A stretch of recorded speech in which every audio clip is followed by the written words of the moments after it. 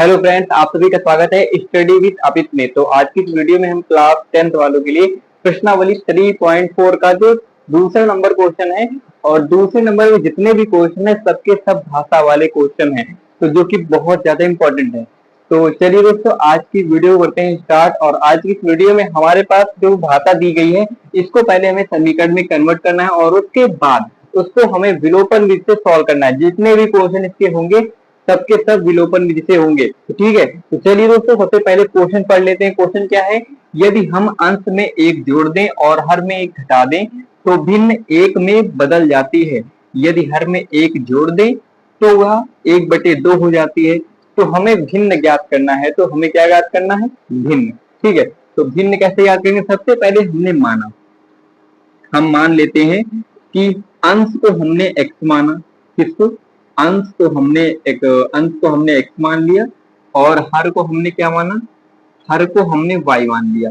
अब देखो क्या कहता है कि अंश में एक जोड़ दे, यानी x प्लस का 1 अंश में एक जोड़ दे और हर को हमने y माना तो y, हर में एक घटा दे तो y माइनस का 1, तो कितना हो जाता है? तो आप कहोगे तो भिन्न एक हो जाती है, तो एक बराबर में लिख दिया।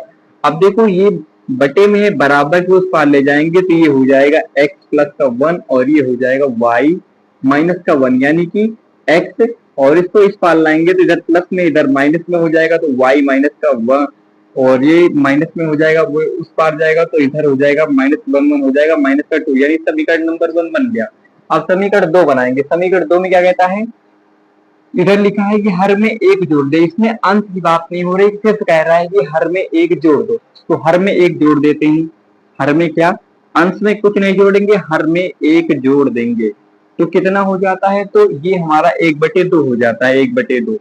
अब देखो इसको कैसे तिर्यक गुणा कर लो। इसका तिर्यक गुणा करोगे, यहाँ पर 2x होगा और बराबर में y प्लस का 1 होगा। अब देखो इसको लिखोगे तो 2x हो जाएगा, y इधर आएगा तो माइनस में हो जाएगा और ये हमारा प्लस का 1 बचेगा। समीकरण नंबर 2 भी बन गया।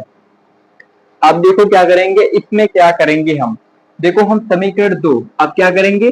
देखो हमें विलोपन विधि से सॉल्व करना है, तो हमें दोनों में एक चीज तो दिख रही है कि जो y है दोनों के पास है, तो हम घटाने या जोड़ने से कुछ भी करेंगे तो हमको क्या करना है? y गैप कर देना है। तो हम क्या करेंगे कि समीकरण 2 में समीकरण 1 को घटाने पर, क्या करने पर? घटाने पर, 1 को घटाने पर, तो समीकरण 2 हमारे पास है ये, यानी कि 2x और माइनस का y, और इसको घटाएंगे किससे? घटाएंगे x माइनस का y, x माइनस का y से घटाएंगे। और इधर क्या है? समीकरण 2 में हमारे पास क्या है? 1 है और लगाएंगे माइनस, घटाना है हमें, और इधर हमारे पास क्या है? माइनस का 2, तो माइनस का 2 लिख देंगे। अब देखो यहाँ पर आप माइनस अंदर ले जाओगे तो यहाँ पर तो 2x था और यहाँ पर माइनस का y, और ये माइनस का x हो जाएगा और ये प्लस का y हो जाएगा, और इधर आओगे तो 1 माइनस अंदर जाएगा तो प्लस हो जाएगा, प्लस का 2, यानी y से y कट गया क्योंकि ये माइनस में ये प्लस में, और 2x में एक x गया तो यहाँ पर सिर्फ एक x बचा और ये x बराबर 3 हो गया। तो x बराबर कितना आया? 3 आया। अब x का जो मान है, x का मान है वो समीकरण 1 में रख दो। किस में रख दो? समीकरण 1 में रख दो।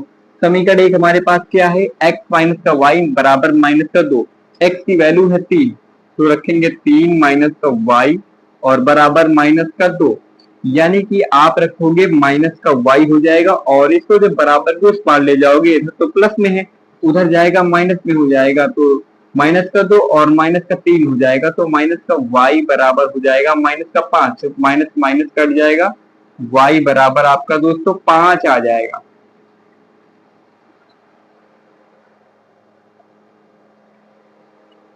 तो हमारे पास x और y का मान आ गया, लेकिन हमें क्या करना था? हमें भिन्न बतानी है। x और y के मान नहीं बताने, भिन्न। तो हम x y को भिन्न के रूप में लिखेंगे। तो अंश को हमने x माना और y को हमने हर माना था। इसी प्रकार अंश x की वैल्यू है 3 और y की वैल्यू है 5, यानी 3/5 आपकी भिन्न होगी। तो दोस्तों यही आपका आंसर हो जाएगा। आप लोग जल्दी से नोट कर लीजिए, और अगर क्वेश्चन समझ में आ गया हो तो वीडियो को लाइक, चैनल को सब्सक्राइब जरूर करिएगा। इसके बाद एक क्वेश्चन और करेंगे और फिर मिलते हैं नेक्स्ट वीडियो में। चलिए क्वेश्चन नंबर दूसरा करते हैं। तो दूसरा क्या कहता है, क्वेश्चन नंबर दूसरे को पहले पढ़ लेते हैं। तो पहला तो आपने नोट कर ही लिया होगा, तो ठीक है, तो आप बताते हैं दूसरा। दूसरा क्या कहता है, 5 वर्ष पूर्व नूरी की आयु और सोनू की आयु। तो सबसे पहले लिख लेते हैं, जितना जितना पढ़ता जाएंगे और उतना उतना उसको लिखते जाएंगे। यानी कि माना कि नूरी की आयु, सबसे पहले नूरी की आयु, नूरी की आयु, नूरी की आयु को मान लेते हैं x, और सोनू की आयु, सोनू की आयु, सोनू की आयु को मान लेते हैं y। तो अब देखो 5 वर्ष पूर्व, सबसे पहले बात हो रही है 5 वर्ष पूर्व, 5 वर्ष पूर्व, 5 वर्ष पूर्व का मतलब ये इनकी वर्तमान आयु, नूरी की वर्तमान आयु x और सोनू की वर्तमान आयु है y होगी। अब इससे बात की जाए 5 वर्ष पूर्व अगर जाना पड़ जाए तो जो नूरी की आयु होगी, किसकी, नूरी की जो आयु होगी वो होगी x माइनस का 5, ये हमारी नूरी की आयु होगी। और अगर 5 वर्ष पूर्व जाए तो हमें जो सोनू की आयु मिलेगी, किसकी आयु, सोनू की आयु, तो सोनू की आयु भी हमें y माइनस का 5 मिलेगी, यानी वर्तमान आयु से 5 वर्ष कम मिलेगी। अब देखो इतना हो गया, नूरी की आयु सोनू की आयु की 3 गुनी थी। अब इसमें सोनू की आयु की 3 गुनी थी, तो सबसे पहले नूरी की आयु कितनी थी, तो आप बताओगे x माइनस का 5 थी, और सोनू की आयु कितनी थी, y माइनस का 5। अब देखो इसमें क्या कहता है कि नूरी की आयु सोनू की आयु की, मतलब सोनू की आयु ये है और सोनू की आयु की 3 गुनी थी, तो ये 3 गुनी हो गई।